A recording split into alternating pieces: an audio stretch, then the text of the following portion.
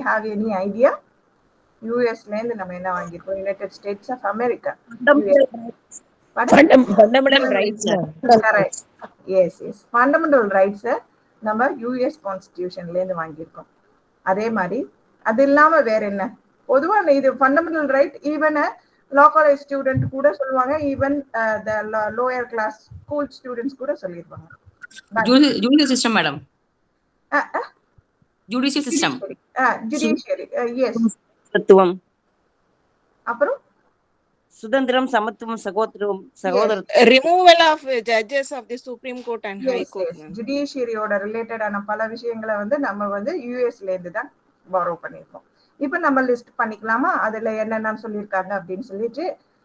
First fundamental rights, it is the foremost இல்லையா, நம்மளோட heart. கான்ஸ்டிடியூஷனோட நம்மளோட மக்களோட ரைட்ஸோட பேசிக் ரைட்ஸ் எல்லாம் நம்ம அங்கேருந்து தான் வாங்கியிருக்கோம். Fundamental rights. அடுத்தது இண்டிபெண்டன்ஸ் ஆஃப் ஜுடிஷியரி. ஒரு ஜுடிஷியரின்னு ஒரு அமைப்பு இருக்கணும், அது இண்டிபெண்டா இருக்கணும். அவங்களோட அப்பாயின்மெண்ட், ரிமூவல், இந்த மாதிரி நிறைய விஷயங்களை we have adopted from the constitution of US. US ஓட கான்ஸ்டிடியூஷன்ல இருந்து இண்டிபெண்டன்ஸ் ஆஃப் ஜுடிஷியரி, அதாவது அவங்கள அட்மினிஸ்ட்ரேட்டிவ் அந்த விங்ல இருந்து பிரிச்சிருவாங்க. 3 விங்ஸ் ஆஃப் கவர்மெண்ட் இருக்கு இல்லையா, ஜுடிஷியரி, எக்ஸிக்யூட்டிவ், லெஜிஸ்லேச்சர். எக்ஸிக்யூட்டிவ் லெஜிஸ்லேச்சரும் ஜுடிஷியரை கண்ட்ரோல் பண்ணவே முடியாது. ஒரு ஆக்ட் போட்டு அவங்களோட விஷயங்களை சொல்லலாம், ஆனா ஒன்ஸ் அந்த ஆக்டே தப்புன்னு சொல்லி ஒரு ஜுடிஷியரி சொல்றதுக்கான பவர் இருக்கு இல்லையா, that is called independence of judiciary. அடுத்தது ஜுடிஷியல் ரிவ்யூ. ஒரு விஷயத்தை நம்ம ரிவ்யூ பண்றதுக்கு நீங்க எனி ஆக்ட் எந்த ஒரு விஷயமா இருந்தாலும் அந்த ஜுடிஷியல் ரிவ்யூக்குள்ள கொண்டு வர்றதுதான் ஒரு மெயின் ஜுடிஷியரியோட அந்த வாட்சிங் டாக். அது அந்த விஷயம் இல்லைன்னு வச்சுக்கோங்களேன், கவர்மெண்ட் எந்த ஆர்டர் வேணா போடலாம் அப்படிங்கிற ஒரு நிலைமை வந்துடும். ஸோ எந்த ஒரு விஷயத்தையும் ஒரு ஜுடிஷியல் ரிவ்யூக்குள்ளார கொண்டு வர்றதுக்கான ஒரு ரைட்ஸ் அண்ட் பவர்ஸ் கொண்டு வர்றது யூஎஸ் கான்ஸ்டிடியூஷன்ல இருந்து. அடுத்தது இம்பீச்மெண்ட் ஆஃப் பிரசிடென்ட். ஒரு பிரசிடென்ட்டை எப்படி இம்பீச் பண்ணி வெளியில அனுப்புறது. உங்களுக்கு தெரியும், president is the head of the state, ஸ்டேட்டோட ஹெட். அவரை அந்த பதவியிலேருந்து நீக்கணும்னா என்னென்ன ப்ரொசீஜரை ஃபாலோ பண்ணணும். இம்பீச்மெண்ட் ஆஃப் பிரசிடென்ட் ஆஃப் இது எல்லாமே, இந்த விஷயங்கள் எல்லாமே நம்ம எங்கேருந்து வாங்கியிருக்கோம்னாக்கா யூஎஸ் கான்ஸ்டிடியூஷன்லேருந்து வாங்கியிருக்கோம். பட் அவங்களோட பிரசிடென்ட் வேற, அவங்களோட பவர்ஸ் அண்ட் இது எல்லாமே இன்டர்லி டிஃப்ரெண்ட். பட் நம்ம அடாப்ட் பண்ணது பிரசிடென்ட்டை நீக்கிறதுக்கான அமைப்புகளை எல்லாமே யூஎஸ் கான்ஸ்டிடியூஷன்லேருந்து வாங்கியிருக்கோம். அடுத்து கனடியன் கான்ஸ்டிடியூஷன், கனடா கான்ஸ்டிடியூஷன்ல இருந்து என்னென்ன விஷயங்கள் வாங்கியிருக்கோம் அப்படின்னு பார்த்தோம்னாக்க, ஃபர்ஸ்ட் ஃபெடரல் ஸ்ட்ரக்சர். ஃபெடரலிசம்ங்கிற ஒரு கான்செப்டை நம்ம we borrowed from Canadian constitution, கனடாலேருந்து தான் வாங்கியிருக்கோம். அடுத்தது resting of residuary powers in centre. இப்போ ஸ்டேட்டுக்குன்னு ஒரு பவர் இருக்கு, சென்ட்ரலுக்குன்னு ஒரு பவர் இருக்கு. 2 லிஸ்ட் வச்சிருக்கோம் இல்லையா, 3 list, state list, central list, concurrent list இருக்கு இல்லையா. இந்தந்த விஷயங்களுக்கு ஸ்டேட் பண்ணலாம், அந்தந்த விஷயங்களுக்கு சென்ட்ரல் பண்ணலாம், ஒரு சில விஷயங்களுக்கு 2 பேருமே பண்ணலாம் அப்படிங்கிற மாதிரி ஒரு லிஸ்ட் போட்டுப்போம். அதுல சொல்லப்படாத விஷயங்கள்லாம் யாருக்கு பவர் இருக்கு அப்படின்னு பார்த்தோம்னா சென்ட்ரல் கவர்மெண்ட்டுக்கு தான் இருக்கு. இந்த ஒரு சில விஷயங்கள் பின்னாடி தெரிய வருகிறது. இதுல லிஸ்ட் பண்ணல அப்படிங்கிற மாதிரி ஒரு சில மேட்டர்ஸ் இருந்துச்சுனாலும், அந்த மாதிரி ரெசிடியூரிஸ், அது விட்டு போன விஷயங்களுக்கு எல்லாமே யாருக்கு பவர் இருக்குன்னா அது சென்ட்ரல் கவர்மெண்ட்டுக்கு தான் இருக்கு அப்படிங்கிற ஒரு பேசிக் இதை நம்ம கனடியன் கான்ஸ்டிடியூஷன்லி அப்படிங்கிற மாதிரி எடுத்திருக்கோம். அதே மாதிரி advisory opinion of supreme court, advisory jurisdiction இருக்கு இல்லையா சுப்ரீம் கோர்ட்டுக்கு. யார் அட்வைஸ் கேட்கலாம் சுப்ரீம் கோர்ட் கிட்ட? President ma'am. எனி டவுட்ஸ் ஏதாவது இருந்தா கூட president can invoke advisory jurisdiction of the supreme court. அது மாதிரி அட்வைசரி ஒப்பீனியன் வாங்குறதுக்கான ரூல்ஸ் அந்த பவர்ஸ் எல்லாமே எங்கேருந்து வாங்கியிருக்கோம் அப்படின்னாக்கா கனடியன் கான்ஸ்டிடியூஷன்லேருந்து we borrowed from the Canadian constitution. அதே மாதிரி யூஎஸ்எஸ்ஆர் நெக்ஸ்ட் பார்த்தோம்னாக்க ரஷ்யன் கான்ஸ்டிடியூஷன், தட் இஸ் இப்ப ரஷ்யா, முன்னாடி USSR. At the time of நம்ம 1950s நம்ம உண்டாக்குனப்போ அது யூஎஸ்எஸ்ஆரா இருந்துச்சுன்னு உங்களுக்கே தெரியும். அதுக்கப்புறம் it was split into lot of countries. அது பிரிஞ்சு இப்ப ரஷ்யான்னு தான் சொல்லணும், பட் அப்படி சொல்லக்கூடாது, யுஎஸ்எஸ்ஆர்ன்னு சொல்லியிருந்தாலும் அது ஓகே தான். யுஎஸ்எஸ்ஆர்ல இருந்து என்னென்ன வாங்கியிருக்கோம் அப்படின்னு பார்த்தோம்னாக்க ஃபண்டமெண்டல் டியூட்டிஸ் இல்லையா, அது யுஎஸ்எஸ்ஆர் கான்ஸ்டிடியூஷன்ல இருந்து வாங்கியிருக்கோம். ஐடியல் ஆஃப் ஜஸ்டிஸ் இந்த பிரியாம்பிள்ல சோஷியல் எக்கனாமிக் பொலிட்டிக்கல் ஜஸ்டிஸ் அப்படிங்கிற ஒரு வார்த்தை வரும் இல்லையா, இந்த மாதிரி விஷயங்கள் எல்லாமே we borrowed from Russian constitution. அதே மாதிரி ஆஸ்திரேலியன் கான்ஸ்டிடியூஷன்ல இருந்து என்னென்ன வாங்கியிருக்கோம் அப்படின்னு ஒரு லிஸ்ட் போடணும்னாக்க ஃபர்ஸ்ட் வர்றது கன்கரண்ட் லிஸ்ட். இப்போதான் நம்ம சொன்னோம் இல்லையா, பவர்ஸ் ஆஃப் கவர்மெண்ட், சென்ட்ரல் கவர்மெண்ட்டுக்கு என்ன பவர், ஸ்டேட் கவர்மெண்ட்டுக்கு என்ன பவர், கன்கரண்டா ரெண்டு பேருக்கும் பொதுவான பவர்ஸ் என்னங்கிறத 3 லிஸ்ட் பண்ணி வச்சிருக்கோம் இல்லையா கான்ஸ்டிடியூஷன்ல. அதுல கன்கரண்ட் லிஸ்ட் அப்படிங்கிற ஒரு கான்செப்டை எடுத்தது எங்கேருந்து எடுத்திருக்கோம் அப்படின்னு பார்த்தாக்க ஆஸ்திரேலியன் கான்ஸ்டிடியூஷன்ல இருந்து நம்ம எடுத்திருக்கோம் கன்கரண்ட் லிஸ்ட். அடுத்தது ஃப்ரீடம் ஆஃப் ட்ரேட். நம்ம நிறைய rights, freedoms and rights in fundamental rights first பெருசா பார்த்துருவோம். அதுல ஒரு சாப்டர்ல என்ன நிறைய ஃப்ரீடம்ஸ் பார்ப்போம் இல்லையா. அந்த ஃப்ரீடம் வந்து freedom of trade, commerce and intercourse அப்படின்னு சொல்லி ஒரு பெரிய லைன் போட்டு எழுதியிருப்பாங்க இல்லையா. அந்த விஷயம் we borrowed from Australian constitution. அது மாதிரி joint sitting of 2 houses of parliament, 2 house joint sittings போடுவாங்க இல்லையா, நமக்கே தெரியல, கூட்டம்னு சொல்லுவாங்க தமிழ்ல. 2 ஹவுஸ், லோக்சபாவும் ராஜ்யசபாவும் சேர்ந்து ஒரு சில சமயங்கள்ல கூட்டங்கள் நடத்துவாங்க. அதுக்குரிய விஷயங்களை ஒரு ஸ்பெஷல் அக்கேஷன்ஸ்ல எல்லாம் அவங்க சேர்ந்து இருப்பாங்க. அந்த மாதிரி விஷயங்களையும் நம்ம ஆஸ்திரேலியன் கான்ஸ்டிடியூஷன்ல இருந்து தான் வாங்கியிருக்கோம். அடுத்தது ஜெர்மன் கான்ஸ்டிடியூஷன்ல இருந்து, ஜெர்மனில இருந்து என்னென்ன விஷயங்கள் நம்ம வாங்கியிருக்கோம் உங்களுக்கே தெரியும். எமர்ஜென்சி ப்ரொவிஷன் இல்லையா, சஸ்பென்ஷன் ஆஃப் ஃபண்டமெண்டல் ரைட்ஸ், இந்த விஷயத்த நம்ம எங்கேருந்து வாங்கியிருக்கோம் அப்படின்னாக்க ஜெர்மனில இருந்து. எப்ப ஃபண்டமெண்டல் ரைட்ஸ் சஸ்பெண்ட் பண்ண முடியும், அதை வந்து தற்காலிகமா நிறுத்தி வைக்க முடியும். ஒரு fundamental right is a basic right of human being as well as, அதை வந்து கான்ஸ்டிடியூஷன் கொடுக்குது நமக்கு. அந்த ரைட் உங்களுக்கு எல்லாம் கிடையாதுன்னு சொல்லி கவர்மெண்ட் எப்ப நிறுத்த முடியும், எமர்ஜென்சி பீரியட்ல. ஆனா அதுலயும் 2021 தடுக்க முடியாதுன்னு முடியவே முடியாது. ஏன்னாக்கா அது வந்து ரொம்ப ரொம்ப பேசிக்ஸ் ஆஃப் த கான்ஸ்டிடியூஷன், அதை நிறுத்தவே முடியாது அப்படின்னு சொல்லிட்டாங்க. ஸோ இது மாதிரி சஸ்பென்ஷன் ஆஃப் ஃபண்டமெண்டல் ரைட்ங்கிற ஒரு கான்செப்டை எங்கேருந்து நம்ம வாங்கியிருக்கோம் அப்படின்னாக்கா we got it from the German constitution. German கான்ஸ்டிடியூஷன்ல இருந்து இந்த எமர்ஜென்சி பீரியட்ல சஸ்பென்ஷன் ஆஃப் ஃபண்டமெண்டல் ரைட்ஸை வாங்கியிருக்கோம் அப்படிங்கறது அதை சொல்றாங்க. இப்போ அடுத்தது பாத்தீங்கன்னா ஐரிஷ் கான்ஸ்டிடியூஷன். ஐரிஷ் அப்படிங்கிறது அயர்லாண்டோடது. ஐரிஷ் கான்ஸ்டிடியூஷனை பொறுத்த வரைக்கும் அங்கேருந்து நம்ம என்னென்னலாம் வாங்கியிருக்கோம் அப்படின்னு பார்த்தாக்க DPSP, directive principles of state பாலிசியை வந்து we borrowed from Irish constitution. நீங்க ஒரு லிஸ்ட் போட்டீங்கன்னா அடிக்கடி திருப்பி பார்த்துட்டீங்கன்னா எப்படி மாத்தி கேட்டாலும் we can answer. அடுத்தது nomination of members into Rajya Sabha. நமக்கு 2 சபாஸ் இருக்குன்னு தெரியும், லோக்சபா ராஜ்யசபா. ராஜ்யசபால எப்படின்னா இன்டைரக்ட் எலெக்ஷன்ல அவங்க செலக்ட் பண்ணுவாங்க, ஆனாலும் ஒரு சில போஸ்ட் அப்பாயின்மெண்ட்ல பண்ணுவாங்க இல்லையா. அது நமக்கு நிறைய பேரே தெரியும் இல்லையா. நிறைய பேர் சம்பந்தமில்லாத ஆளுங்களெல்லாம் அங்க போய் போடுற, அது வேண்டாம், we don't want to go into that things. Nomination எப்படி நாமினேட் பண்ணலாம், ஒரு ராஜ்யசபாக்கு மெம்பரை எப்படி நாமினேஷன் பண்ணலாம் அப்படிங்கிற மாதிரி விஷயங்களை எல்லாமே we got it from Irish கான்ஸ்டிடியூஷன்ல இருந்து பண்ணலாம். அடுத்தது எலெக்ஷன் ஆஃப் பிரசிடென்ட், ஒரு பிரசிடென்ட்டை எலெக்ஷன் பண்றதுக்கான ப்ரொசீஜரையும் we borrowed from Irish constitution. இந்த 3 விஷயங்களும் ஐரிஷ்ல இருந்து எடுத்திருக்கோம். DPSP, nomination of members into Rajya Sabha and election of president Irish கான்ஸ்டிடியூஷன்ல இருந்து எடுத்திருக்கோம்.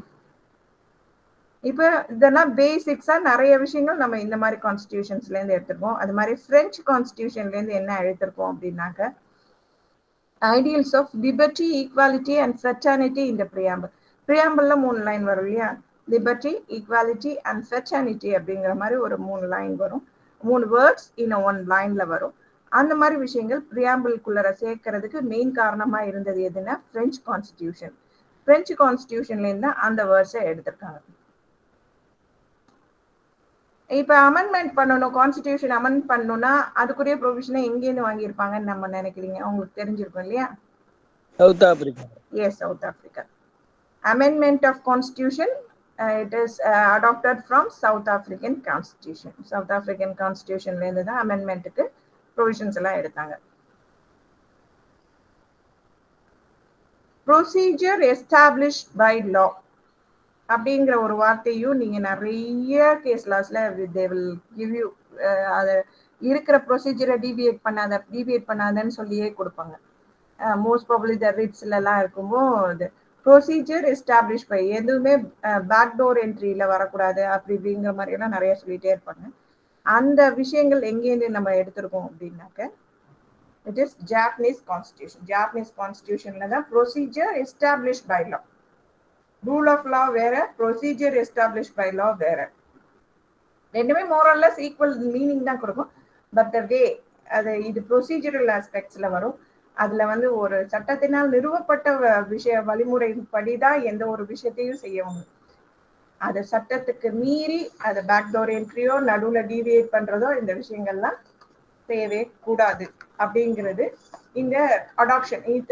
இந்த ஒரு லிஸ்ட் போட்டுக்கிட்டீங்கன்னாக்க then when you are going to கடைசியா எக்ஸாம் போறதுக்கு முன்னாடி ஒரு ரவுண்ட் பார்த்துட்டா கூட it will be easy for you to remember those things. இதை பொறுத்த வரைக்கும் இவ்வளவுதான் கான்ஸ்டிடியூஷன்ல என்னென்ன ப்ரொவிஷன் எந்தெந்த கான்ஸ்டிடியூஷன்ல இருந்து நம்ம வாங்கியிருக்கோம் அப்படிங்கிறது. மேம் ஒரே ஒரு தடவை ஒரு ரீகால் பண்ணிடுங்க மேடம் இது. ஓ ஷூர். எது ஃபர்ஸ்ட்ல இருந்தா? டோட்டல் ஒரே ஒரு செகண்ட் அப்படி ஒரு கிளான்ஸ் அப்படி.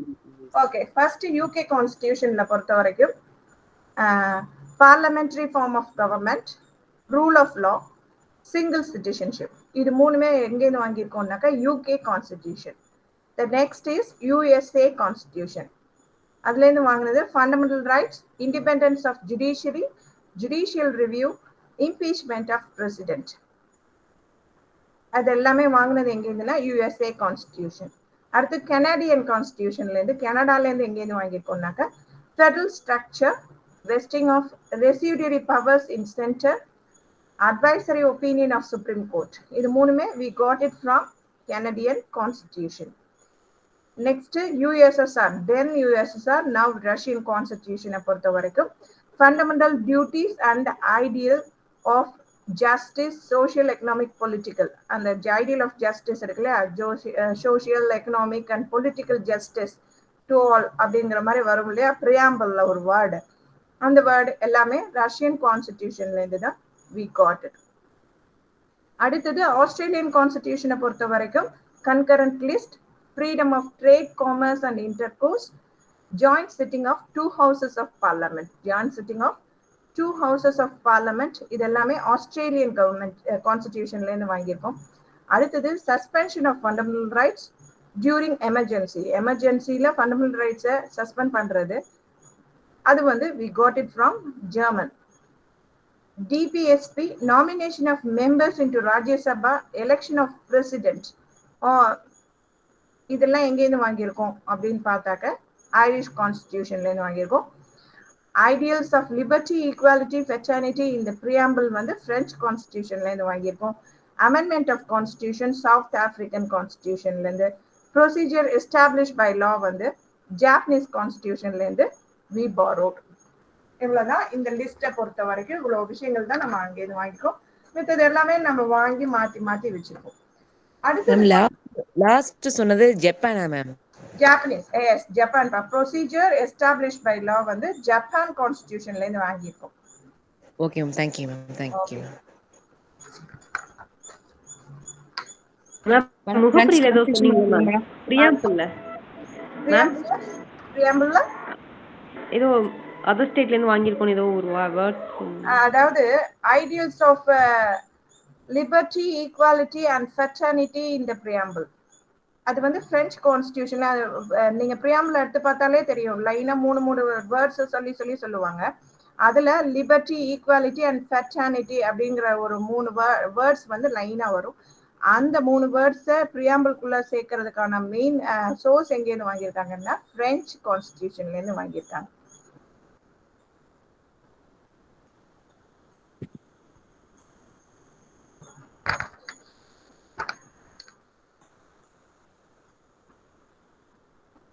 கிளியரா?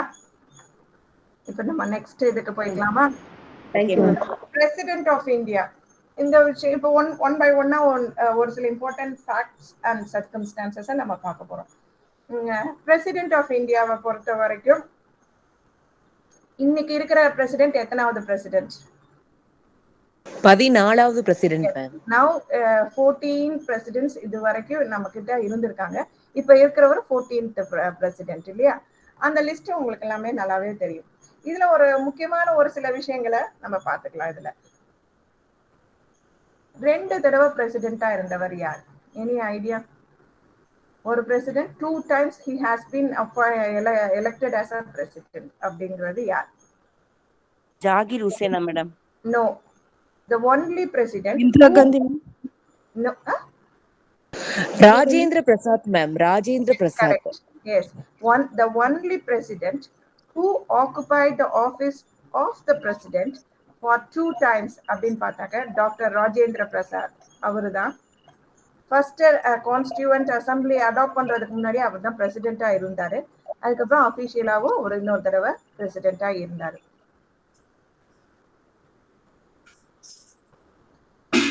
அதாவது 1950 to 1962 வரைக்கும் he was the president. The only president who occupied office of the president for 2 times அப்படின்னு கேட்டாங்கன்னா டெஃபினட்டா அது டாக்டர் ராஜேந்திர பிரசாத் தான். மேடம் வருஷம் என்னங்க மேடம்? 1950 to 1962 வரைக்கும் அவர் தான் பிரசிடென்ட். நன்றிங்க நன்றிங்க. தேங்க்யூ. அடுத்தது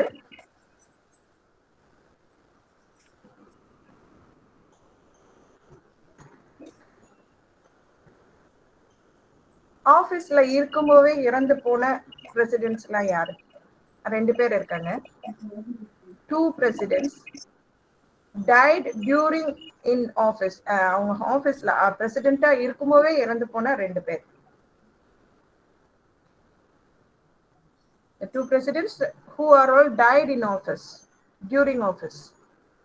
அப்படி பாத்தீங்கன்னாக்க சக்கீர் ஹுசைன் 1969ல அவர் இறந்து போறாரு. சக்கீர் ஹுசைன். அதே மாதிரி ஃபக்ருதீன் அலி அகமது அவர் 1977ல when he was a president இருக்கும்போது he lost his life. Zakir Hussain and Fakhruddin Ali Ahmed 1977ல அவர் பிரசிடென்டா இருக்கும்போது இறந்து போற பிரசிடென்ட்ஸ் இவங்க 2 பேர் தான்.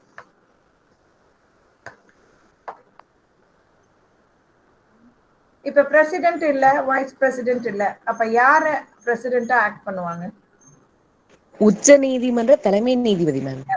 அப்படி இருந்த ஒரு நீதிபதி யார்? ஒரே ஒரு நீதிபதி பிரசிடென்ட்டாவும் கொஞ்ச நாளைக்கு ஆக்ட் பண்ணார். அவர் யாரு? Mohammed Hidayatullah.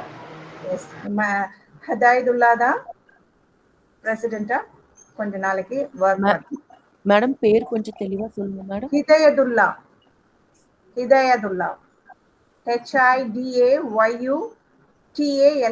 Hidayatullah. If the post of president and vice president is lie vacant, Chief Justice of India work as a president. அது வந்து காமனா எல்லாருக்கும் தெரிஞ்சது. அப்படி ஒரு சிச்சுவேஷன் எப்போ வந்துச்சுன்னா 1969ல வந்துச்சு. அப்ப பிரசிடென்ட்டும் இல்ல, வைஸ் பிரசிடென்ட்டும் இல்ல. அப்படி ஒரு சிச்சுவேஷன் வரும்போது mister Hidayatullah was the chief justice, then chief justice, and he was acted as a president of India. Mr. 1969ல ஹிதாயத்துல்லா was acting president.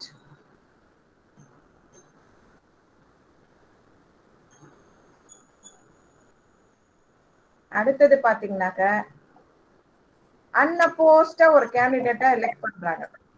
அவர் யாரு? பிரசிடென்ட்டா அன்அப்போஸ்டா செலக்ட் ஆன ஒரு கேண்டிடேட், எலெக்ஷன்லாம் இல்லாம யுனானிமஸா ஒரு கேண்டிடேட்டை செலக்ட் பண்றாங்க. அவர் யார்? டாக்டர் அப்துல் கலாம். பாரு, நோ நோ நோ, அப்துல் கலாம்க்குள்ள எலெக்ஷன் நடந்துச்சு. நீலம் சஞ்சீவ ரெட்டினா வித்தவுட் அப்போசிஷன் இல்லாம யுனானிமஸா செலக்ட் பண்ணாங்க, elect பண்ணாங்க, not select, elect. Neelam Sanjiva Reddy was the only candidate elected unopposed. unopposed select பண்ணப்பட்ட ஒரு பிரசிடென்ட் யாருன்னாக்க அது Neelam Sanjiva Reddy. First woman president அது எல்லாருக்கும் தெரியும் இல்லையா? First women president Pratibha Patil. Pratibha Devi Singh Patel, அதுதான் அவங்களோட ஃபுல் நேம். அவங்க தான் first women president of India. Full name சொல்லுங்க ma'am please. Pratibha Devi Singh Patel.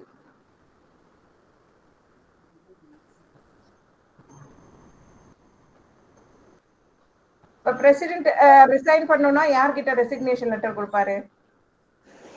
Wise president ma'am. Correct, vice president கிட்ட தான் ரெசிக்னேஷன் கொடுப்பாங்க. அது மாதிரி வைஸ் பிரசிடென்ட் ரிசைன் பண்ணனும்னாலும் யார்கிட்ட கொடுப்பாங்க? பிரசிடென்ட். Yes, vice versa. ரெண்டு பேருமே பிரசிடென்ட் ரெசிக்னேஷன் வந்து has to be submitted to the vice president. Vice president resignation இருந்தாலும் அது பிரசிடென்ட்க்கு தான் கொடுப்பாங்க.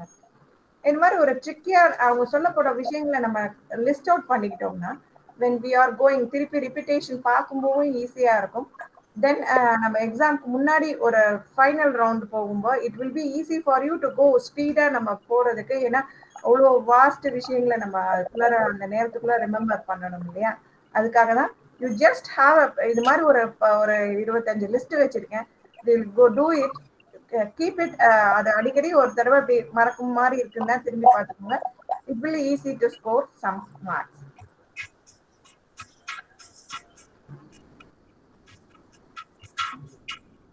First president from Dalit community. Narayanan. I didn't get K.R. Narayanan. Yes, K.R. Narayanan. K.R. Narayanan was the first Dalit president. President from Dalit community. Lendu vandavar yarna K.R. Narayanan. He is from Kerala.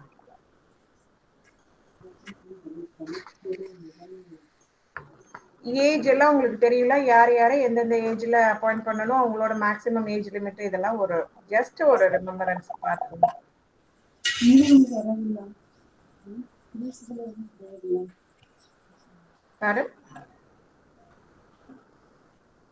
Ramalakshmi ma'am.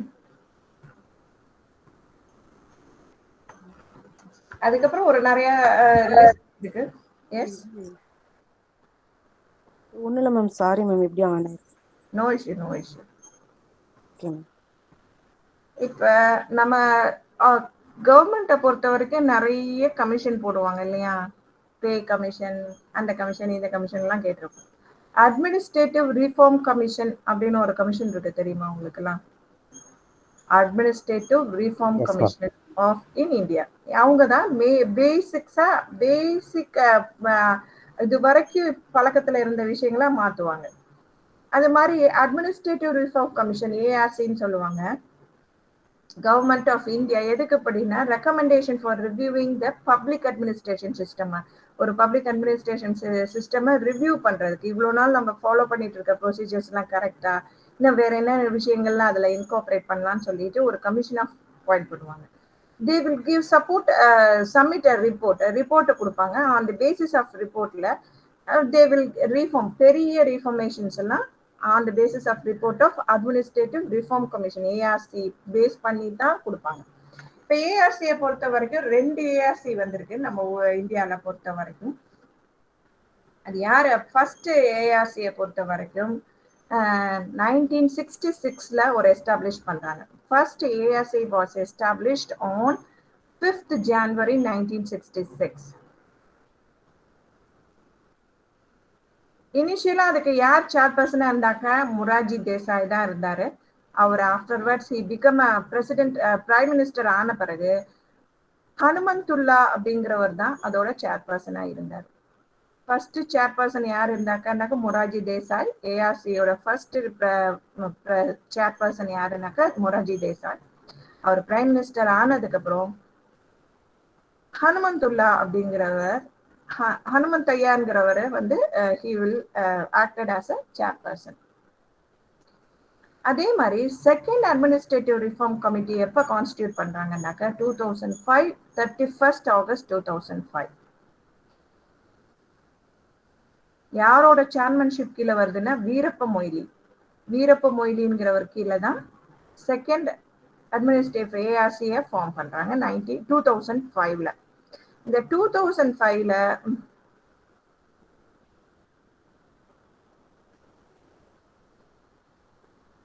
என்ன பண்றாங்க அப்படின்னாக்க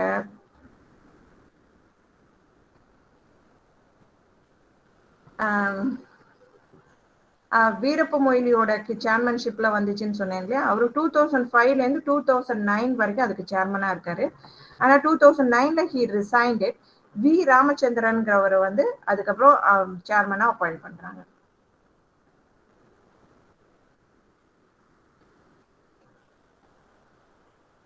இவங்க base பண்ணி என்னென்ன report கொடுக்குறாங்க, அதாவது second ARC என்ன சொல்றாங்கன்னாக்கா 15 report கவர்மெண்ட்டுக்கு சப்மிட் பண்றாங்க. அதுல ரைட் டு இன்ஃபர்மேஷன் ஒரு முக்கியமான நம்ம ஆக்டாவே அது வந்திருக்கு இல்லையா, ரைட் டு இன்ஃபர்மேஷன். அந்த குறிய கீ மாஸ்டர் கீ எங்கேருந்து எடுத்திருக்காங்கன்னா ஏஆர்சி கொடுத்த ரிப்போர்ட்ஸ்ல தான் எடுத்திருக்காங்க. Right to information, unlocking human capital, crisis management, அப்புறம் எத்திக்ஸ் இன் கவர்னன்ஸ், பப்ளிக் ஆர்டர், இந்த மாதிரி விஷயங்களுக்கெல்லாம் 15 விஷயங்களுக்கு அவங்க they have submitted their report. On the basis of report only and combating terrorism அப்படிங்கிற ஒரு விஷயங்களை கொடுக்க, ப்ரொமோட்டிங் இ கவர்னன்ஸ் நல்லா நிறைய விஷயங்கள் வந்து நம்ம எல்லாமே இப்போ ஆன்லைன்ல எடுக்க ஆரம்பிச்சிருக்கோம். அதுக்குரிய முன் வரைவுகளை இம்பார்ட்டன்ஸ் ஆஃப் இ கவர்னன்ஸ் பத்தி சொன்னது இவங்க தான். ரைட் டு இன்ஃபர்மேஷன் பத்தி கவர்மெண்ட்டுக்கு ரிப்போர்ட் கொடுத்தது இவங்க தான். On the basis of their report only the government has formed rules and regulations and as a specific விஷயங்கள் எல்லாமே இதுல இருந்து தான் எடுத்திருக்காங்க. அடுத்தது delimitation commission in India. Delimitation கமிஷன்ங்கிறத பத்தி என்ன நினைக்கிறீங்க? Any idea? டீலிமிட்டேஷன் கமிஷன், அந்த கமிஷன் எதை பத்தி டீல் பண்ணிருக்கும் நீங்க நினைக்கிறீங்க? டீலிமிட்டேஷன்னா என்ன? இட் இஸ் நமக்கே தெரியும், நம்ம கான்ஸ்டிடியூவன்சி பிரிக்கிறாங்க. ஒரு எம்எல்ஏக்கு இத்தனை கான்ஸ்டிடியூஷன், இத்தனை எம்எல்ஏ கான்ஸ்டிடியூவன்சி சேர்ந்தது ஒரு எம்பி கான்ஸ்டிடியூவன்சின்னு சொல்றாங்க இல்லையா. அதோட எல்லைகளை வரையறுக்கிறது தான் இந்த கமிட்டியோட மெயின் வேலை. நம்ம இப்ப ஒரு கோயம்புத்தூர் கான்ஸ்டிடியூவன்சினாக்க இத்தனை ஸ்கொயர் ஃபீட்டுக்குள்ளார இருக்கணும், இத்தனை பாப்புலேஷன் அதுக்குள்ளார இருக்கணும், அவங்களெல்லாம் ஒரு கான்ஸ்டிடியூவன்சியா கன்சிடர் பண்ணுவாங்க இல்லையா. ஏன்னா இட் இஸ் நம்ம இன்னைக்கு நம்மளோட பாப்புலேஷன் எப்படி ஓடிட்டு இருக்குங்கிறது நமக்கே தெரியும். அப்போ ஒரு பாப்புலேஷன் ஒரு பர்டிகுலர் சிட்டிக்குள்ளார ஒரு 10 வருஷத்துக்கு முன்னாடி இருந்த விஷயங்கள் இப்ப கிடையாது இல்லையா. அப்போ ஒவ்வொரு விஷயமும் கான்ஸ்டிடியூவன்சி வந்து மாத்திட்டே இருப்பாங்க, வரைமுறைப்படுத்துது, அதோட எல்லைகளை பிரிக்கிறது.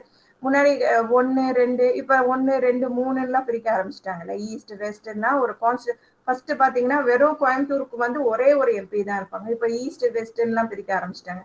பிகாஸ் ஆஃப் த பாப்புலேஷன் பெருசாக ஆக அதோட எல்லைகளை மாத்துவாங்க.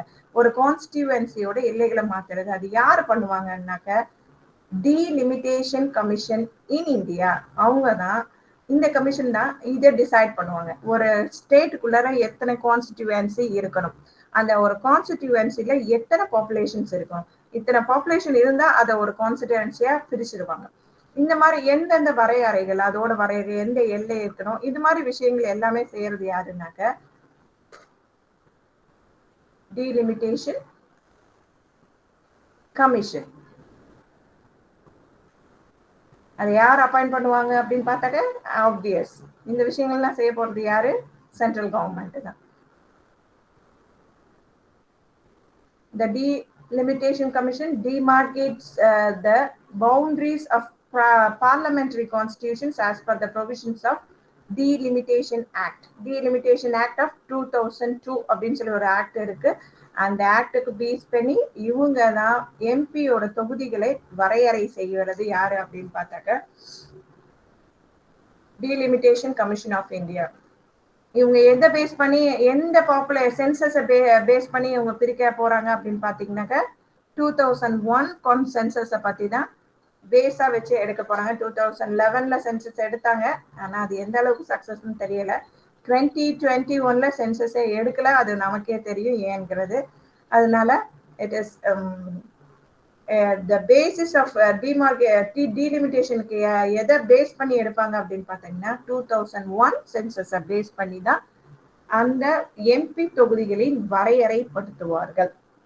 புதுசா ஒரு எம்பி தொகுதி வருது அப்படின்னாக்க அங்க பாப்புலேஷன் இருக்கணும். அந்த பாப்புலேஷன் 2001 இத்தனை லெவலுக்கு மேல இருந்தாக்க இது பண்ணணும் அப்படிங்கிறது தான் இந்த இது இல்லையா. we know all these things. இதெல்லாம் எதுக்குனாக்க யூ ஜஸ்ட் இன்ஃபார்ம்ட், அந்த பேசிக் இன்ஃபர்மேஷன் உங்களுக்கு கொடுக்கணும் அப்படிங்கிறதுக்காக தான் சொன்னேன். இட் மே கம், இது கண்டிப்பா வருங்கிற மாதிரி எந்த அஷூரன்ஸும் இல்லை. ஃபார் ஜென்ரல் நாலேஜ், ஜென்ரல் பர்பஸ்க்காக தான் இந்த விஷயங்களை சொல்றது.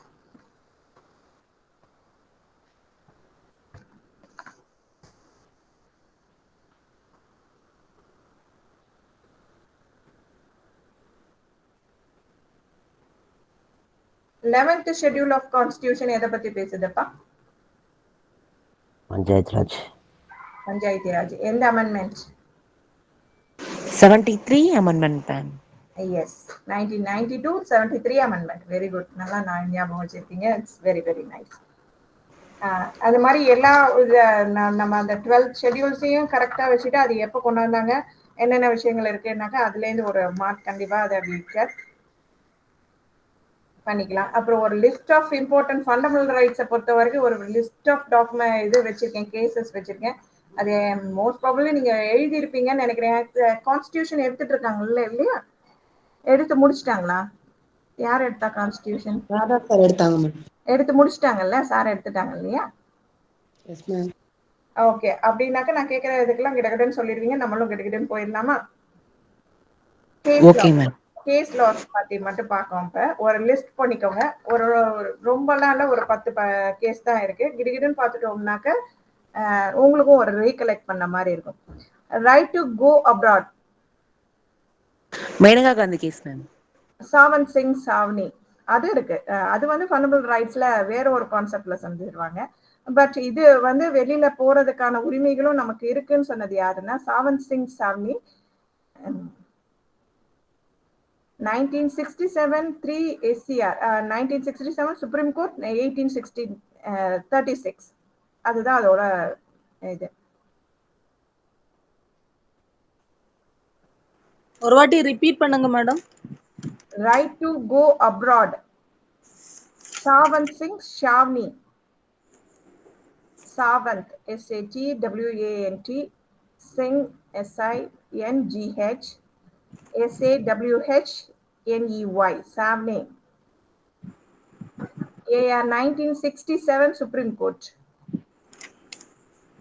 1836 1836.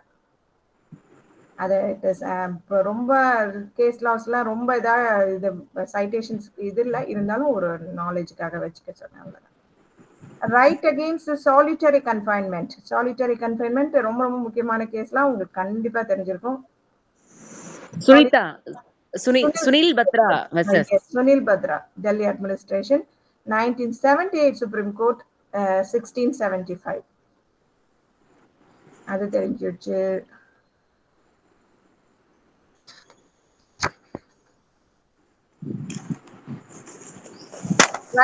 Right to speedy trial. Speedy trial ரொம்ப ரொம்ப முக்கியமான கேஸ் லாஸ். இது உங்களுக்கு தெரிஞ்சிருக்கும்ல. Hussainara Khatoon, home secretary, 1979 supreme கோர்ட்ல ரிப்போர்ட் ஆயிருக்கு. Right to speedy trial, Hussainara Khatoon versus Home Secretary of State of Bihar, AR 1979 Supreme Court, 1360.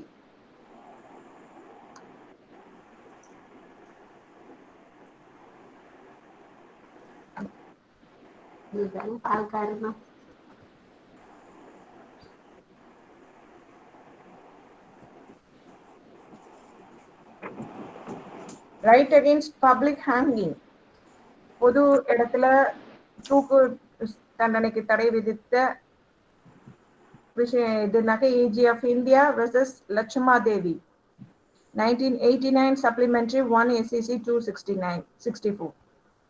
Right against public hanging, AG of India versus Lachma Devi, 1989 supplementary 1 ACC 269.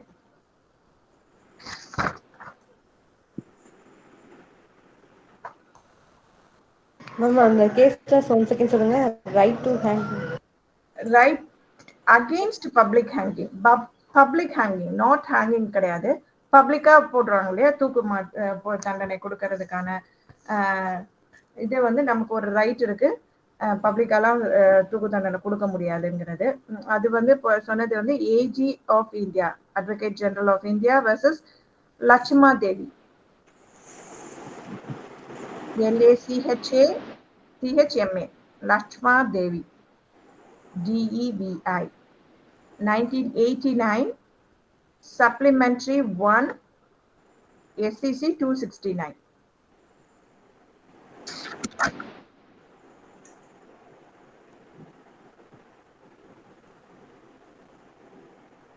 அது மாதிரி ஒரு லாட் ஆஃப் ஒரு list இருக்கு. I will post you குரூப்ல post பண்றதுக்கான I will try it. இப்போ first in ஃபீமேல்ல what is the time now? Sir Radha sir வந்துட்டாரா? மேம் சார் சொல்லுப்பா. மேம் நான் ஃபோன் பண்ணேன். 7 o'clock அவர் தானே சார் எடுக்கிறாரு இல்லையா? ஆமாங்க மேம், ஆமாங்க மேம். ஓகே ஓகே, அவர் வர வரைக்கும் நம்ம கண்டினியூ பண்ணலாமா இல்ல we will stop here? Continue பண்ணுங்க மேம், கண்டினியூ பண்ணுங்க. Okay okay.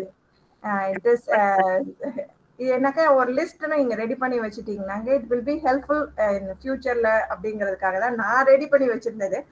It's all when I am preparing for my exams. அதனால தான் இட்ஸ் எனிவேஸ் யூஸ்ஃபுல்லா இருக்கும் நான் நம்புறேன். If it is not tell me, we will go to the minor acts போய்க்கலாம். அது ஒன்றும் எனக்கு இஷ்யூ இல்லை. இதுல இருந்து கொஸ்டின் கட்டாயம் வரும் மேம், சொல்லுங்க மேம். ஓகேங்க சார். இல்லை அதை எதிர்பார்க்கறது தான். ஏன்னா இது மாதிரி கொஸ்டின்ஸ் இல்லாம கொஸ்டின் பேப்பர்ஸ் செட் பண்ண மாட்டாங்க. மேக்ஸிமம் இருக்கும் இதுல. ஃபர்ஸ்ட் உமன் பிரசிடென்ட் நம்ம பார்த்துட்டோம், Pratibha Patil. Woman prime minister Indira Gandhi சொல்லியாச்சு. First chief minister of state யாரு?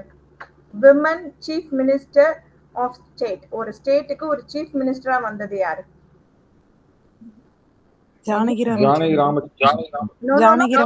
அது தமிழ்நாட்டுக்கு. நான் கேக்குறது இந்தியால ஒரு ஸ்டேட்ல ஒரு விமன் ஃபர்ஸ்ட் சீஃப் மினிஸ்டரா அப்பாயிண்ட் ஆகுறாங்க, அது யாருங்கிறது தான். Bangara Nayaka? No, she is a Sri Lankan. I am talking about Indian states. Kripalani. Yes, Suchita Kripalani. Suchita Kripalani தான் first chief minister of state in India. இந்தியாவை பொறுத்த வரைக்கும் ஒரு சீஃப் மினிஸ்டர், ஒரு விமன் சீஃப் மினிஸ்டரா பதவி ஏத்துக்கிட்டது யாரு அப்படின்னு பாத்தீங்கன்னா சுச்சிதா கிருப்லானி.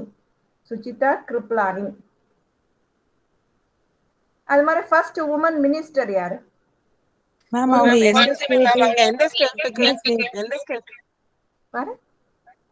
எந்த ஸ்டேட்ல மேம் அவங்க சீஃப் மினிஸ்டர்? ஐ திங்க் மத்திய பிரதேஷ். இருந்தாலும் நான் I will let me check it. நான் அதை எழுதல, இருந்தாலும் செக் பண்ணி நான் சொல்றேன். Sucheta Kripalani from UP or MP or something else.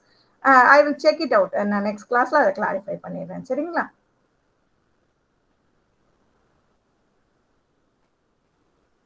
Woman மினிஸ்டரா இருந்தது யாரு? அது பொதுவா ஒரு உமன் இந்தியால மினிஸ்டரா அப்பாயிண்ட் பண்ணப்பட்டது யாருன்னாக்க விஜயலட்சுமி பண்டிட் தான் உமன் மினிஸ்டர். சென்ட்ரல் மினிஸ்டர் யாருன்னா ஃபர்ஸ்ட் உமன் சென்ட்ரல் மினிஸ்டர். அவங்க யாரு? ராஜ்குமாரி அம்ரித் கவுர் அப்படிங்கிறவங்க தான் சென்ட்ரல் கவர்மெண்ட்டுக்கு ஒரு உமன் மினிஸ்டரா ஃபர்ஸ்ட் அப்பாயிண்ட் பண்ணப்பட்டவங்க. ராஜ்குமாரி அம்ரித் கவுருங்கிறவங்க தான் ஃபர்ஸ்ட் உமன் சென்ட்ரல் மினிஸ்டர். வெறும் மினிஸ்டர்னு கேட்டா விஜயலட்சுமி பண்டிட், சென்ட்ரல் மினிஸ்டர்னு கேட்டாக்க Rajkumar Amrit Kaur. First woman speaker of Lok Sabha. லோக்சபாவோட ஃபர்ஸ்ட் உமன் ஸ்பீக்கர் யாரு? இது நிறைய பேருக்கு தெரிஞ்சிருக்குமே. மீரா குமாரி. எஸ், மீரா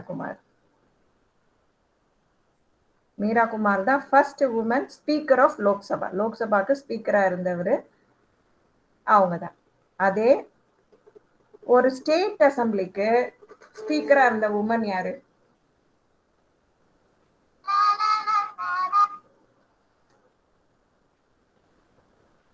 ஸ்டேட் அசம்பிளிக்கு ஸ்பீக்கரா இருந்த ஒரு விமன் யாரு அப்படின்னு பார்த்தோம்னாக்க ஷனோ தேவி. Just minute.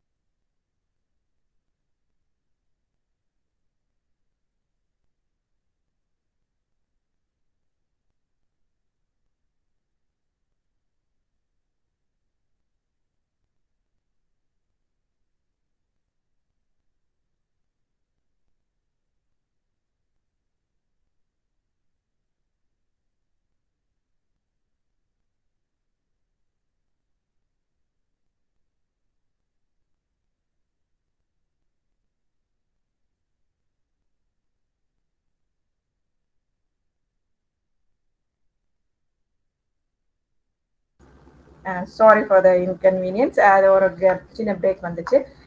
நம்ம இந்த லிஸ்ட்ல இப்படி போட்டு நான் சொல்றது உங்களுக்கு யூஸ்ஃபுல்லா இருக்குன்னு நான் நம்புறேன். இருந்தாலும் will do it. I will give you the ஒரு 20 டேஸ்க்குள்ளார I want to finish it. அப்போ எல்லாத்தையும் உங்களுக்கு ஓரளவு நக்ஷல்ல ஒன் வேர்டா கொடுத்துட்டாக்க it will be easy for you to ஒரு தடவை சீக்கிரம் பார்க்கறதுக்கு ஈஸியா இருக்கும். இப்போ உமன் லோக்சபா ஸ்பீக்கர் மீரா குமார் சொல்லியாச்சு. உமன் ஸ்பீக்கர் இன் ஸ்டேட் அசம்பிளில யாருன்னாக்கா ஷனோ தேவி அப்படிங்கிறவங்க தான் ஸ்டேட் அசம்பிளில விமன் ஸ்பீக்கரா இருந்தவங்க.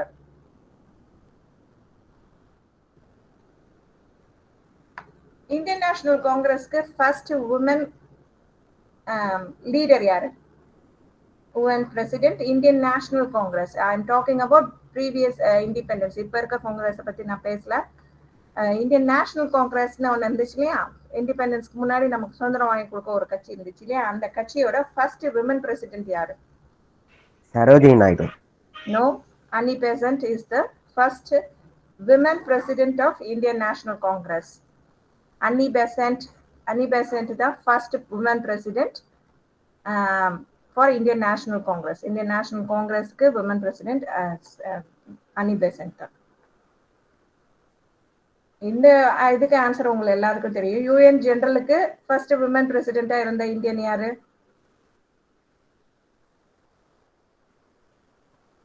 யூஎன்ஓக்கு இருக்கு இல்லையா, யுனைடெட் நேஷன் ஜெனரல் அசம்பிளி இருக்கு இல்லையா. யுனைடெட் நேஷன்ஸ் பத்தி படிச்சிருக்கீங்க இல்லையா, very very important aspect.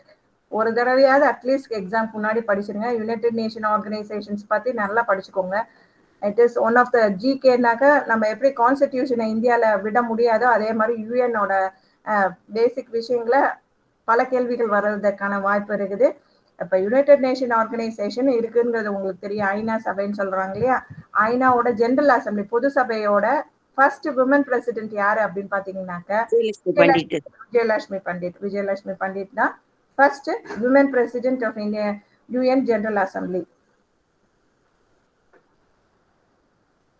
First Muslim women to sit in the throne of Delhi. டெல்லியில ஃபர்ஸ்ட் உமன் ராணியா குயினா இருந்தவங்க யாரு அப்படின்னாக்க இது ஆப்வியஸ் எல்லாருக்குமே தெரியும், ரசியா சுல்தானா. இன்னும் நிறைய இருக்கு. ஃபர்ஸ்ட் உமன் ஜட்ஜ் யாரு இந்தியால?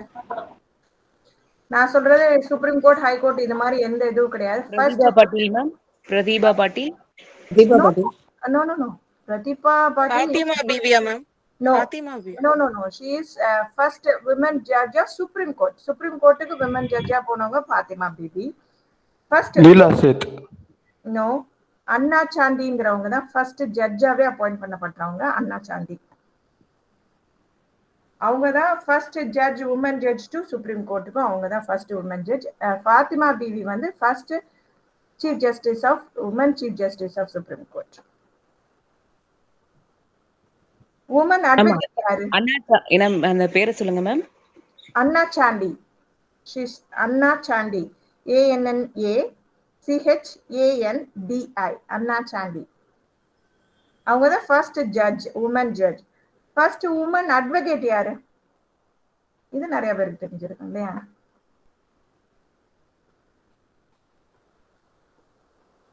உமன் ஜட்ஜுப்பா. I mean woman advocate. First woman advocate யாரு இந்தியாவுக்கு? இப்போ ரீசெண்டா இறந்தாங்க, டக்குன்னு வர மாட்டேங்குது. பிஜேபில இருந்தாங்க, இறந்துட்டாங்க, வர மாட்டேங்குது மேம். கார்னிலியா சொராப்ஜி. சோலி சொராப்ஜி கேட்டிருக்கீங்கல்ல, நம்மளோட முன்னாள் அட்வொகேட் ஜெனரல்லாம் இருந்தார் இல்லையா, அந்த ஃபேமிலில இருந்து வந்தாங்க. கார்னேலியா சொராப்ஜி. கார்னேலியா, CORNELIA. அவங்க தான் first women advocate enrolled in India. காம்பேலியா கார்னேலியா சொராப்ஜி. சொராப்ஜி, சோலி சொராப்ஜி கேட்டிருப்போம் இல்லையா, சுப்ரீம் கோர்ட் அட்வொகேட். ஆமா மேடம். அந்த ஃபேமிலில இருந்து. First woman chief justice of supreme court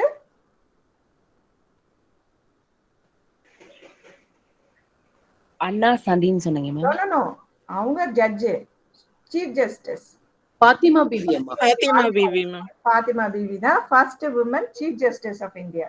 அவங்க யாருன்னா ஃபாத்திமா பிவி. அப்ப chief justice of high court யாரு? First woman chief justice of high court. எந்த ஹை கோர்ட் இருந்தாலும் லீலா சேத். இங்கதான் லீலா சேத் வருவாங்க. First woman chief justice of high court, not supreme court, high கோர்ட்டுக்கு லீலா சேத் அப்படிங்கிற. எந்த ஹை கோர்ட் மேம்? நோ ஐடியாப்பா, நான் கேட்டு இது உங்களுக்கு இயரோட சொல்றேன் நெக்ஸ்ட்.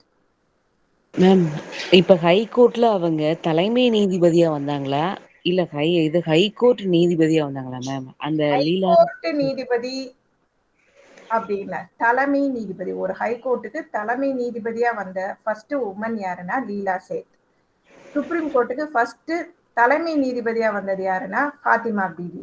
ஃபர்ஸ்ட் நீதிபதியா வந்தவங்க அண்ணா சாண்டி. சுப்ரீம் கோர்ட்டுக்கு ஃபர்ஸ்ட் நீதிபதியா அப்பாயிண்ட் ஆனவங்க, உமன் நீதிபதியா அப்பாயிண்ட் ஆனவங்க Anna Chandy.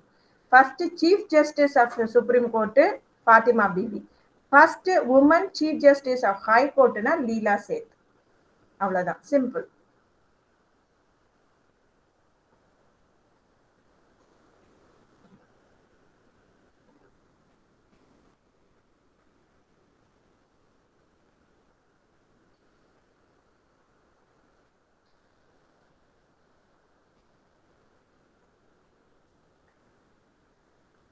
Miss World first வாங்கினது யாரு? Indian woman. Miss World, first to be crowned Miss World, Indian woman.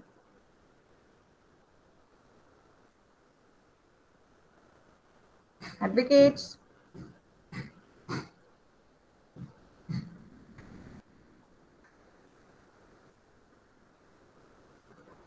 Miss World பட்டம் வாங்கின முதல் இந்திய பெண் யாரு?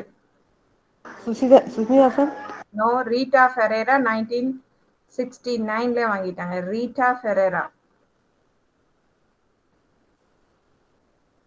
அங்கதான் அந்த மாதிரி கன்ஃபியூஷன்ஸ் வரக்கூடாதுங்கிறதுக்காக அந்த மாதிரி கொஸ்டினே கேட்கறது. ஃபர்ஸ்ட் மிஸ் வேர்ல்டு அது வாங்கினது யாரு? இந்தியன் உமன் யாருன்னாக்கா Reita Faria. First lady magistrate யாரு இந்தியால? India's first women lady magistrate யாரு? No idea. ஓமனா குஞ்சம்மா. ஓம்னா அவங்க தான் first woman magistrate ever appointed in India. எந்த ஸ்டேட் மேடம்? பேரு பார்த்தாலே தெரியலையாப்பா. Kerala. Kerala.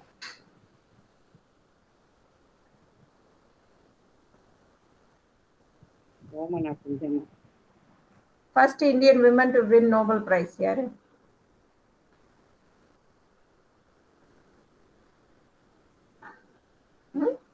Sarojini Naidu. No no, அவங்களுக்கு நோபல் பிரைஸ் கொடுத்துருக்காங்களா என்ன? Doctor Muthulakshmi madam. No, mother Teresa. அன்னை தெரசா. அன்னை தெரசா. மதர் தெரேசா தான். மதர் தெரேசா தான் ஃபர்ஸ்ட். இப்ப நிறைய பேருக்கு நோபல் பிரைஸ் கொடுத்தாங்க. ஒரு கடைசி எக்ஸாம் முன்னாடி அதை ஒரு விட்டுட்டு போகும்.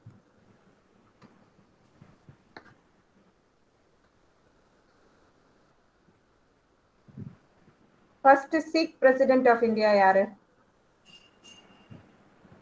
யாரு தெரியாதவங்க இருக்கவே முடியாது. தெரியலையே.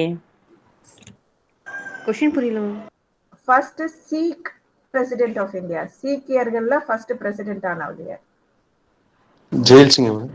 எஸ், கியானி ஜெயில் சிங் தான் first Sikh president of India. Last governor general of free India யாரு? மேம் அது சீஃப் பிரசிடென்ட் நேம் ஒரு முறை சொல்லுங்க மேம். என்னப்பா? சீக்கா Giani Zail Singh. Zail Zail ZAIL Zail. Giani GIANI Giani. Jail ZAIL Singh SINGH.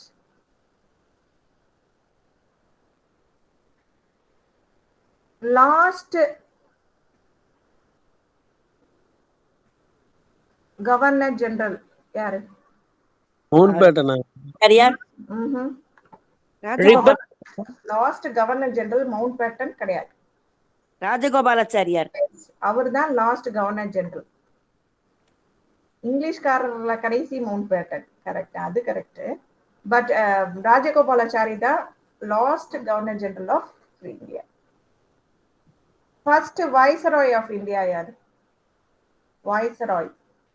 History, வரலாறு முக்கியம் sir. Mountbatten. No, first Warren Hastings. First viceroy சொல்றேன் நானு.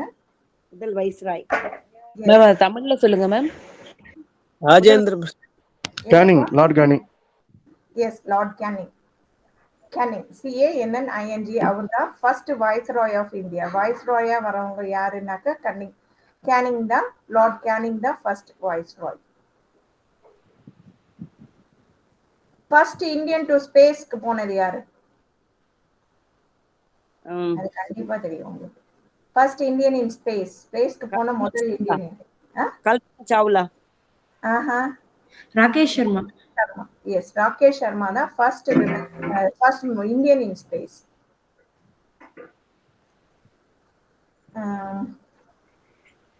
First chief justice of India யாரு? First chief justice of India.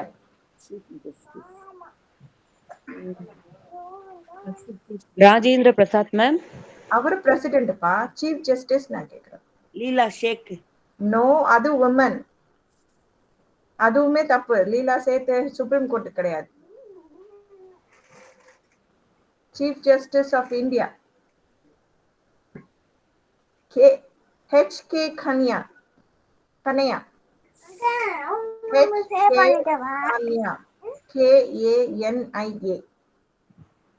அவர் தான் first chief justice of India. சரி, first speaker of Lok Sabha யாரு? அது நிறைய பேருக்கு தெரியும். இப்பதான் சொன்னீங்களா மேம், குமாரி, மீரா குமாரி. விமனையும் இதையும் இது பண்ணாதீங்க. நான் ஐ எம் கமிங் டு ஜெனரலுக்கு வந்துட்டேன். உமனி, அது உமன்ஸ் ஒரு லிஸ்ட் கொடுத்தது எல்லாமே விமன். ஃபர்ஸ்ட் விமன் அது சொன்னேன். நான் பொதுவா சொல்றேன். ஃபர்ஸ்ட் லோக்சபாக்கு ஃபர்ஸ்ட் ஸ்பீக்கர் வந்து அது ஒரு மேல் தான். அது யார்?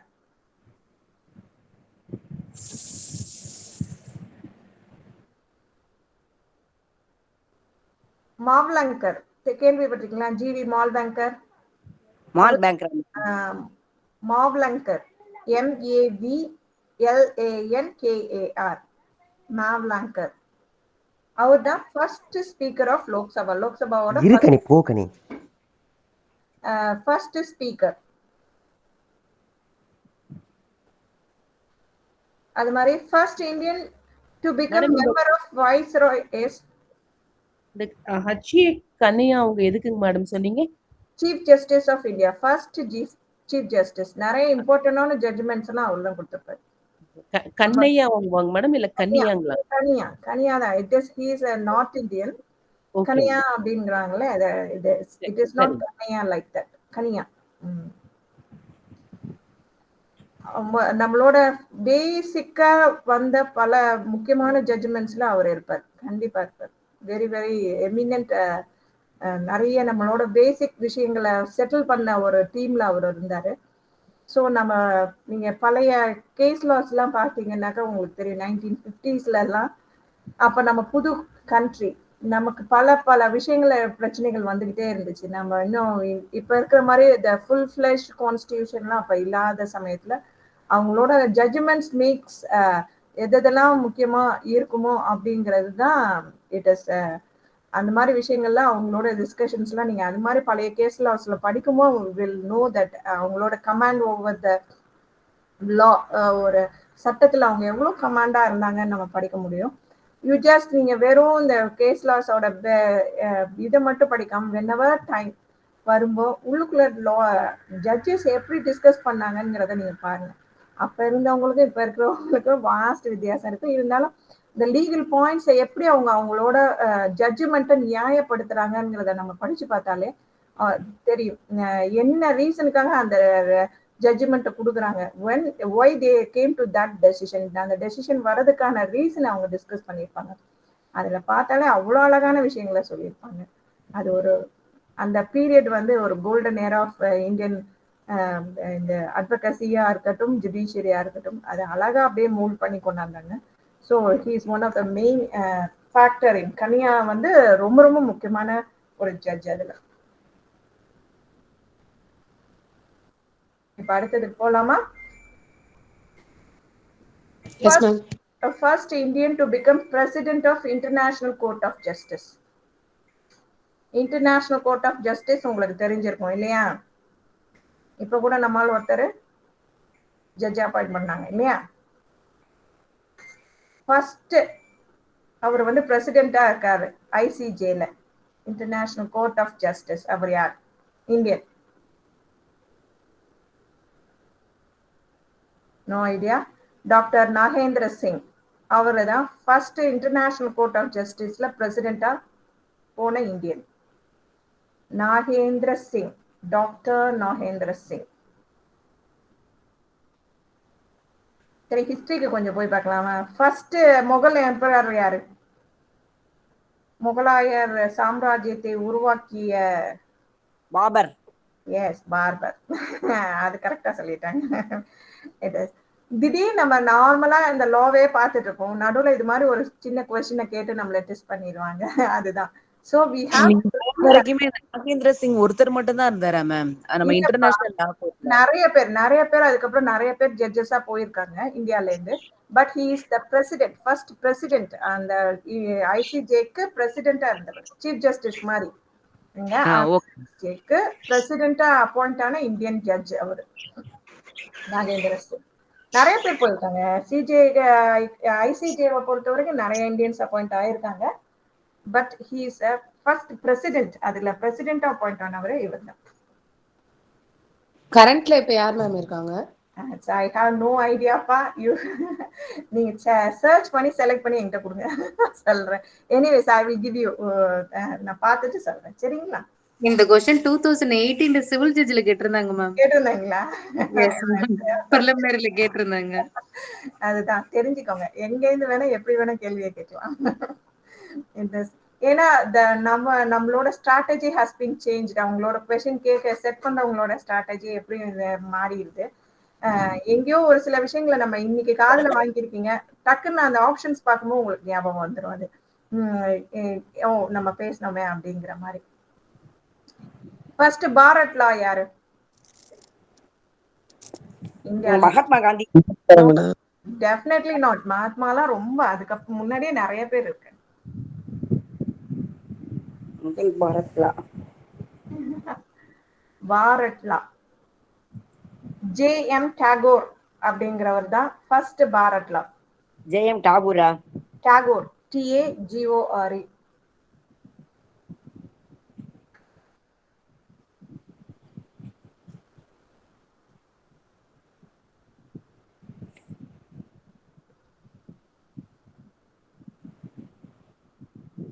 ஹவுஸ் ஆஃப் லார்ட்ஸ் இந்த பேர் எங்க கேள்விப்பட்டிருக்கீங்க? House of Lord's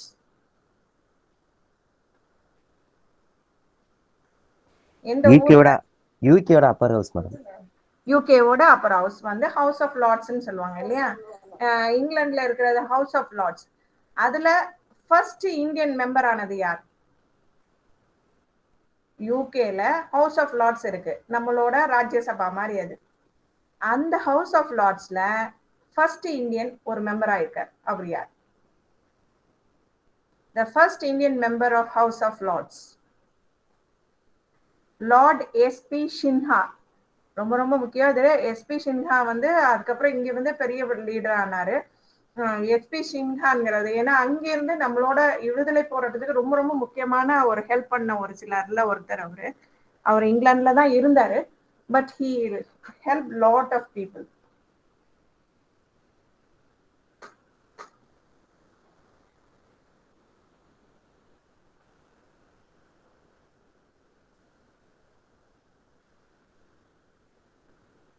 first Indian in British parliament. British பார்லமெண்ட்டுக்கு போன ஃபர்ஸ்ட் இந்தியன் யாரு? நான் ஃபர்ஸ்ட் சொன்னது ஹவுஸ் ஆஃப் லார்ட்ஸ். நான் இப்ப சொல்றது பிரிட்டிஷ் பார்லமெண்ட்டுக்கு போன இந்தியன் ஃபர்ஸ்ட் இந்தியன் யார்? ஃபர்ஸ்ட் இந்தியன் இன் பிரிட்டிஷ் பார்லமெண்ட்ல மெம்பரா இருந்து போனவர் யார்? தாதாபாய் நவ்ரோஜி. அவர் தான் first Indian in British parliament. British பார்லமெண்ட்லக்கு போன முதல் Indian.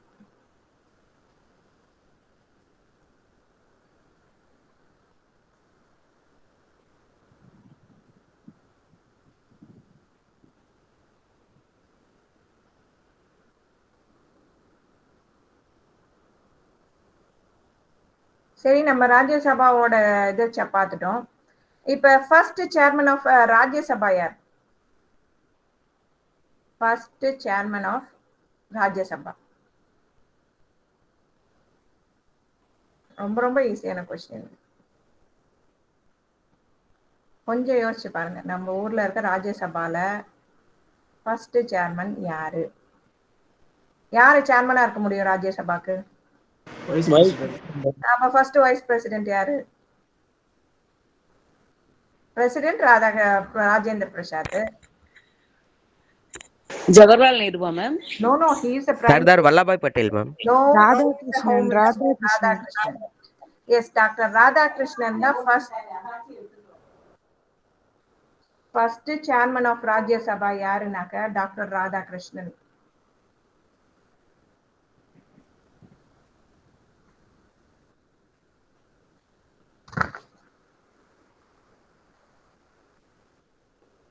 Editingla, what is the time now? 7:90. Okay, okay. இன்னொரு 5 minutesல அமெண்ட்மெண்ட்ஸ் எல்லாம் நீங்க லைனா எழுதி வச்சிருக்கீங்களே, எந்த அமெண்ட்மெண்ட் எதோட ரிலேட்டட் கான்ஸ்டிடியூஷனை பொறுத்த வரைக்கும் அது ஒரு பெரிய லிஸ்ட் இருக்கு இல்லையா? ஒரு தடவை சொல்லிடுங்க மேம். வெரி எசன்ஸா இருக்கு, சொல்லுங்க. கிடுகிடுன்னு சொல்லுவேனா? சொல்லுங்க. முக்கியமான அமெண்ட்மெண்ட்ஸ் மட்டும் சொன்னேன். நாட் 120 சொல்லிட்டு இருக்க முடியாது இந்த இதுக்கு. ஃபர்ஸ்ட் அமெண்ட்மெண்ட் என்னது? 1951ல ஃபர்ஸ்ட் அமெண்ட்மெண்ட் 1951ல வந்துச்சு. ஆர்டிகல் 15, 19, 85, 87, 174, 176, 341, 342, 376 வேர் அமெண்டட். எடுத்த உடனே எத்தனை அமெண்ட்மெண்ட் கொடுத்துட்டாங்க பாருங்க. Article 31A and 31B inserted. 9th schedule was added. 9th schedule first amendmentல கொண்டாடுறாங்க இல்லையா? இதெல்லாம் தான் ஃபர்ஸ்ட் அமெண்ட்மெண்ட் ஆக்டோட மெயின். இது 1951ல வருது. First amendment act year 1951. ஆர்டிகல்ஸை பொறுத்த வரைக்கும் 15, 19, 85, 87, 174, 176, 341, 342, 376 அமெண்ட் பண்ணிடுறாங்க. Articles 31A and 31B insert பண்றாங்க. 9th ஷெட்யூலையும் ஆட் பண்றாங்க. அடுத்தது முக்கியமான கான்ஸ்டிடியூஷனல் அமெண்ட்மெண்ட்னா 7th amendment act 1956. The Constitution 7th Amendment Act 1956ல வருது.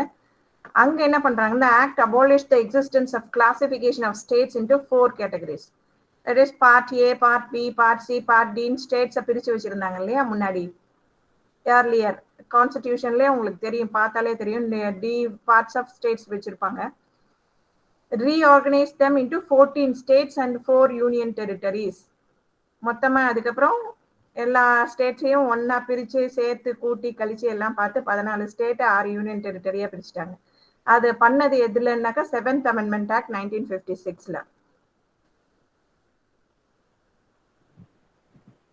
And provided for establishment of common high court for 2 or more states and provided for appointment of additional and acting judges of the high court. இதெல்லாம் கொண்டு வந்தது எப்பன்னாக்கா 7th Amendmentல. 7th Amendment வரைக்கும் 4 parts of states இருந்துச்சு அதுக்கு முன்னாடி வரைக்கும். அதுக்கப்புறம் 14 states ஏர்லியரா நம்ம இதுல வரைக்கும் 14 ஸ்டேட்டா ஃபர்ஸ்ட் பிரிக்கிறாங்க.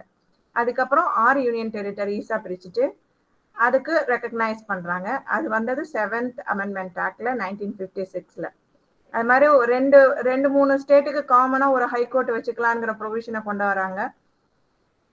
அது மாதிரி additional and acting judges of high கோர்ட்ஸுக்கையும் ப்ரொவிஷன்ஸை கிரியேட் பண்றது வந்து எப்படின்னாக்கா constitution 7th Amendment Act of 1956. அடுத்த அமெண்ட்மெண்ட் எதுன்னு பாத்தீங்கன்னாக்கா constitution 15th Amendment Act 1963. The act increased the retirement age of high court judges from 60 to 62. முன்னாடி வரைக்கும் ஹைகோர்ட் ஜட்ஜோட ரிட்டையர்மெண்ட் வயசு ஒரிஜினலா 60 years தான். அதுக்கப்புறம் 62 years மாத்தினது எப்படின்னாக்கா 15th Amendment Actல 1963ல பண்றாங்க. அது மாதிரி enable the high courts to issue writs to any person or authority even outside its territorial jurisdiction if the cause of action arise within its territorial limits. இப்ப Chennai high court ஹைதராபாத்ல இருக்கிற ஒரு விஷயத்துக்கு ரிட்ல order pass பண்ண முடியும் அப்படிங்கிற ஒரு ப்ரொவிஷன் இருக்கா, பவர் இருக்கா? இருக்கு. அந்த பவரை கொண்டு வந்தது 1963 15th Amendment Actல தான் அதை சொல்றாங்க. அதுக்கு முன்னாடி வரைக்கும் டெரிட்டோரியல் ஜூரிஸ்டிக்ஷன்ல அடிபட்டுரும் அது மாதிரி எல்லாம் இஷ்யூஸ் வர ஆரம்பிச்சிச்சு. அதுக்கப்புறம் ஒரு கேஸ் லாஸ் அதுல டிசைட் பண்றாங்க. ஹைகோர்ட்ஸ்க்கு வந்து அவனோட காஸ் ஆஃப் ஆக்ஷன் அவன் ஸ்டேட்டுக்குள்ளார வந்திருக்கும், அவங்களோட ஜூரிஸ்டிக்ஷன்ல வந்திருக்கணும். பட் he can authorize அவங்க வந்து அது அவுட் ஆஃப் ஜூரிஸ்டிக்ஷனை மீறி கூட அந்த உத்தரவுகளை நிறைவேற்றுவதற்கு உத்தரவிட முடியும். எத்தனாவது அமெண்ட்மெண்ட் மேடம்? எத்தனாவது அமெண்ட்மெண்ட்? 15th amendment 1963. நம்ம படிக்கிறது எப்படி படிப்போம்னா ரெகுலரா ஃபேமஸான விஷயங்களை நம்ம படிச்சுக்கிட்டே போவோம். ஆனா அவங்க கேள்வி வந்து ஃபேமஸான விஷயங்களை கேட்கவே போறது கிடையாது. இது வந்து நான் என்னோட ப்ரிப்பரேஷனுக்காக நான் ரெடி பண்ணி வச்சிருந்தது. But I forget everything. இப்பதான் எடுத்து பார்த்துட்டு இருக்கேன். இன்னும் ஒரு 6 minutesல I will wind up. I will come to the next class. இது அப்படியே கண்டினியூ பண்றதா இருந்தா பண்ணலாம். அதர்வைஸ் நீங்க வந்து மைனர் ஆக்ட்ஸை பாக்குறதா இருந்தாலும் ஒன்றும் இஷ்யூஸ் இல்லை எனக்கு. மேம் இதே கண்டினியூ பண்ணலாம் மேம், சூப்பரா போயிட்டு இருக்கு. ஓகேப்பா, இட் இஸ் ஏன்னா I should not waste your time சொன்னாங்க. ஜமீன்தாரி முறை ரைத்து வரி முறையெல்லாம் ஒழிச்சதா சொன்னாங்க. அந்த ஜமீன்தாரி முறையை ஒழிச்ச அமெண்ட்மெண்ட் எதுங்க மேம்? இருங்கப்பா நான் என்ன பார்த்து சொல்றேன், டக்குன்னு கேட்டாலாம். It is from the morning only I have got the information that I'm having a class today. அதனால தான் it is I'm not well prepared with it. Anyways நான் இதுல எழுதினேன்னா கண்டிப்பா சொல்லிடுறேன் நான். just wait, பின்னாடி பார்த்துடலாம். சரியா? அது ஐ திங்க் 1976 or 75ல வந்திருக்கும்னு நான் நினைக்கிறேன். அந்த டைம்ல தான் லேண்ட் சீலிங் எல்லாமே கொண்டாந்து எல்லாத்தையுமே அபாலிஷ் பண்ணாங்க. ஆஃப்டர் எமர்ஜென்சி அந்த before emergency it's in Indira period. Anyways ஆத்தென்டிகேட்டடா நான் சொல்லிடுறேன். அடுத்தது the Constitution 24th Amendment 1971.